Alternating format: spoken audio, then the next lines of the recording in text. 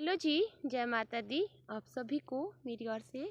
कैसे हो आप सभी लोग? उम्मीद करती हूँ आप सभी बहुत अच्छे होंगे। मैं भी ठीक हूँ। आप सभी का बहुत बहुत स्वागत है मेरे चैनल पर एक नए ब्लॉग में। और अभी ब्लॉग की शुरुआत हो रही है। शाम के बज चुके हैं 5:30। मैं यहाँ पे आई हूँ घास लेने। तो यहाँ पे देखिए, पहले लोकेशन दिखाती हूँ। ये रहा घास और झाड़ियाँ झाड़ियाँ सी है खाली। तो घास काट के ले जाऊंगी, ज़्यादा नहीं, बस थोड़ा सा ताज़ा शाम के लिए। और सबसे पहले आपको मैं खूबसूरत सा प्यारा सा व्यू दिखाती हूँ। ये देखिए फ्रेंड्स, ये है प्यारा सा खूबसूरत सा इवनिंग का जो व्यू है वो। और सामने से आ चुके हैं बादल। एक दिन भी भगवान को आराम नहीं है अब। और जब बारिश होनी चाहिए थी ना, तब बारिश नहीं हुई। अब बेमौसम की बारिश हो रही है और पता भी नहीं चल रहा है कि कौन सा मौसम है। और मैंने साथ में छोड़ी है बकरियां। और बकरियों से मुझे एक और जो कमेंट है वो याद आया। तो उस कमेंट का मैं रिप्लाई ज़रूर दूंगी। आप लोग बने रहिए वीडियो में। और हमारे यहाँ पे तो बहुत ज़्यादा ठंडी हो गई है, खासकर लास्ट का जो मार्च और बैठा जो नया अप्रैल है उसमें। और कहाँ कहाँ गर्मी है मुझे बताना, क्योंकि हम तो यहाँ पे बीमार पड़ रहे हैं इस बेमौसम वाली बारिश से। तो यहाँ पे ना हाथ और वीडियो दोनों की स्पीड बढ़ा देते हैं, क्योंकि जल्दी जल्दी काटना पड़ेगा। टाइम नहीं बचा है, थोड़ा सा टाइम बचा है अब अंधेरा होने में। और अंधेरा होने से पहले ही घर जाना पड़ेगा। फिर घर में भी इतने सारे काम होते हैं। और सबसे ज़्यादा काम होता है वंशु का। अभी वो 100 नखरे करेगा जब इसको होमवर्क करवाने की बारी आती है ना। और साथ में बनाना पड़ता है खाना, नहीं तो टाइम से खाना नहीं बने तो फिर बच्चे सुबह जल्दी नहीं उठते हैं, अगर वो रात को जल्दी ना सोएं तो। घर में बहुत व्यस्त हो जाती हूँ बच्चों के साथ, टाइम नहीं लगता वीडियो बनाने का। और आप लोगों के कमेंट का जवाब भी नहीं दे पाती हूँ, उसके लिए माफ़ी चाहती हूँ। पर जो कई ऐसे होते हैं ना कि ज़रूरी होते हैं, किसी ने कोई बात ज़रूरी पूछी होती है तो भी उसका कमेंट का रिप्लाई तो देना ही पड़ता है, चाहे वो फिर आगे वाली वीडियो हमारी देखते हैं या नहीं देखते हैं। पर ऐसा नहीं होता कि मैं किसी के कमेंट का रिप्लाई ना दे पाऊँ। तो मुझसे किसी ने पूछा था कि आपकी जो बकरियां हैं ना, वो दूध देती है, कितना दूध देती है? तो भैया देखिए, बकरियां दूध देती है, पर हम उनका जो दूध है उसका उपयोग ना उनके बच्चों के लिए ही करते हैं। हम घर में यूज़ नहीं करते हैं, हम उसको पीते नहीं हैं, क्योंकि हमें सूट नहीं होता है बकरी का दूध। बकरी का जो दूध होता है उसकी जो तासीर होती है वो बहुत गर्म होती है, और गर्म चीज़ें हमें नहीं पचती है, गर्म चीज़ों से हमें परहेज है। तो नहीं खाते, नहीं पीते हैं, बकरियों का दूध ना ही यूज़ करते हैं, बस उनके बच्चे पीते हैं। और हाँ, अगर कभी किसी को ज़रूरत होती है ना, जैसे डेंगू के लिए बकरी का दूध यूज़ होता है। और भी कई बीमारियां हैं, गठिया हो गया, और मालिश बनती है इसकी। तो कई लोग मांगते हैं कि हमें बकरी का दूध चाहिए, तो उनके लिए दे देते हैं, क्योंकि उनको ज़रूरत होती है। बाकी हम खुद यूज़ नहीं करते हैं। और एक और बात है, मैंने पहले शायद ब्लॉग में बोला या नहीं बोला, आज ना कुछ भूलने की मुझे ज़्यादा ये आदत लगी है।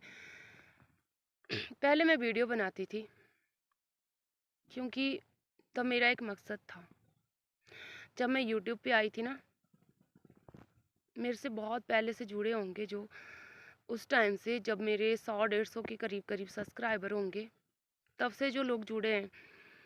और उस टाइम हमें बहुत टाइम चाहिए था, तो हमने एक व्हाट्सएप ग्रुप बनाया था। और उस व्हाट्सएप ग्रुप पे हम अपनी अपनी जो हमारी हॉबीज़ है ना, वो हम शेयर करते थे कि अगर हम यूट्यूब पे सक्सेस हो गए तो हम क्या करेंगे। तो सभी अपने अपने एक्सपीरियंस शेयर करते थे कि मैंने ऐसा करना है, मैं ऐसा करूँगा, मैं वैसा करूँगी। क्योंकि अब होता ही है कि ये सोशल मीडिया है, और यहाँ पे ज़रूरी नहीं है कि हम लेडीज़ों के साथ ही काम कर रहे हैं, हमारे साथ जेंट्स लोग भी थे, बहुत थे। पर अब जैसे जैसे सबके चैनल मोनेटाइज हो गए ना, सारे लोग गायब हो गए। अब तो खैर उसमें से ज़्यादा इतने नहीं है, पर फिर भी तो सभी लोग बोलते थे कि मैंने ये करना है, मैंने वो करना है। पर मेरा एक ही मकसद था, मैं जिस मकसद के लिए आई थी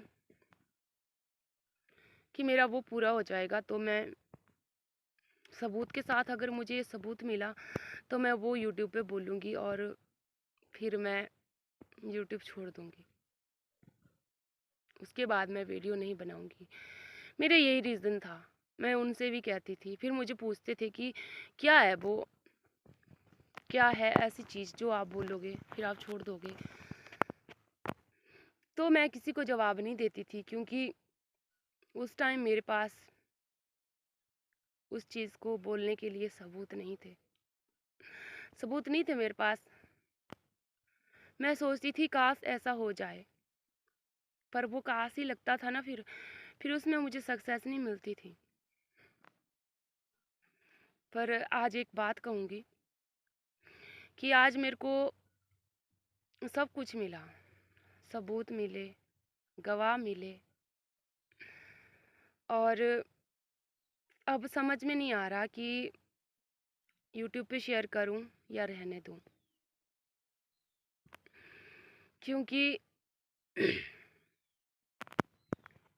जैसे जैसे ना मेरी दो बाजू है। अगर मेरे को कोई इस पे चोट मारेगा तो भी मुझे ही दर्द होगा, और अगर दूसरी वाली पे मारेगा तब भी मुझे ही दर्द होगा। तो अब समझ में नहीं आ रहा कि इतने दर्द मैंने अपनी ज़िंदगी में देखे हैं, सहन किए मैं हर एक की। पता नहीं मैंने किस किस की नज़रों को क्या क्या देखा है, क्या क्या सुना है। आज मैं अपने मुंह से बोल रही हूँ। एक वीडियो बनाने के लिए भी मुझे 100 लोगों के ताने सुनने पड़ते थे। मुझे बड़ी अजीब अजीब नज़रों से देखते थे लोग। पता नहीं मैंने क्या कर दिया है, कौन सा मैंने ऐसा गुनाह कर दिया कि यार मुझे पता नहीं। सच में मुझे बहुत दुख होता था। पर आज ना तो खुशी हो रही है और ना ही दुख हो रहा है। मैंने ये नहीं बोलती मैं कि मैंने क्या किया है क्या नहीं किया है, पर आज तक मैंने जो भी किया है ना, वो अपने बलबूते पे किया है, अपनी मेहनत से किया है।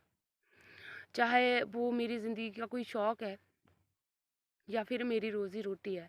मैंने अपनी ज़िंदगी से सीखा भी बहुत कुछ है, और सबसे ज़्यादा तो मैंने यही सीखा है कि विश्वास किसी पे भी नहीं करना।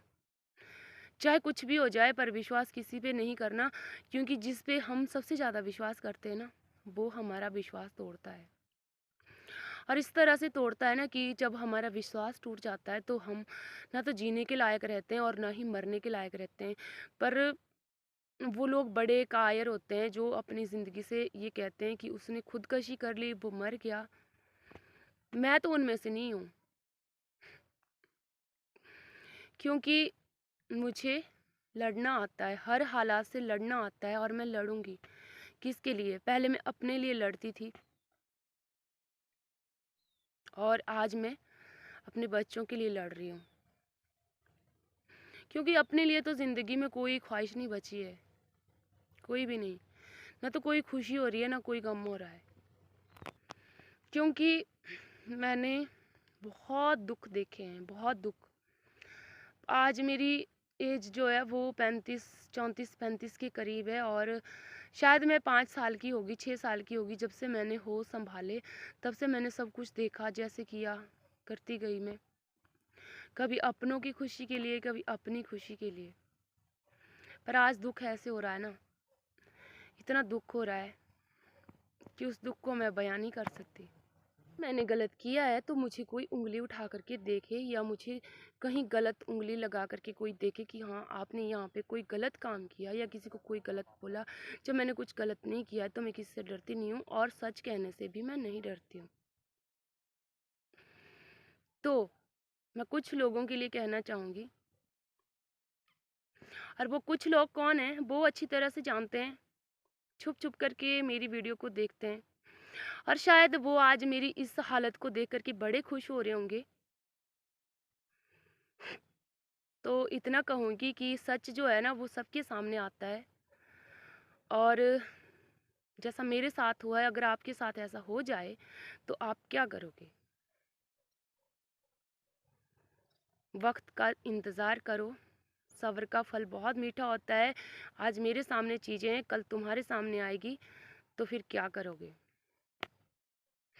इतना ही कहूँगी, समझदार को इशारा ही काफ़ी है। वक्त ज़रूर बदलता है और शायद कल तुम्हारा वक्त था, आज वही वक्त पलट कर मेरे पास आया है, तो जवाब मैं दूंगी आपको। ठीक है, छुप छुप करके वीडियो देखने वालों के लिए खास इन्फॉर्मेशन है, मेरी ओर से जानकारी है। बाकी ब्लॉग में बताऊंगी ज़रूर, उस बात को छुपाऊंगी नहीं, बताऊंगी ज़रूर। स्क्रीनशॉट लगा करके, विद चेहरा लगा करके, कितनी मासूम अदाओं के साथ में सब लोग देखेंगे, तमाशा ज़रूर दिखाऊंगी। फिर मिलते हैं। जय माता दी।